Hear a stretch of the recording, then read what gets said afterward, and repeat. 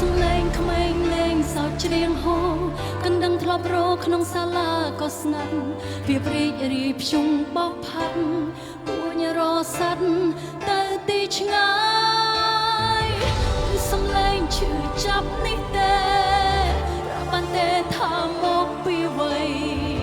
បាត់បងផ្ទះបាត់គ្រប់វ័យវាផិតភ័យរំពាត់ជាប់កាយ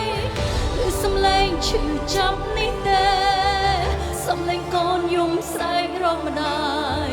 សូមឲ្យព្យុះកំណាចរសាយសូមឲ្យគ្រប់យ៉ាង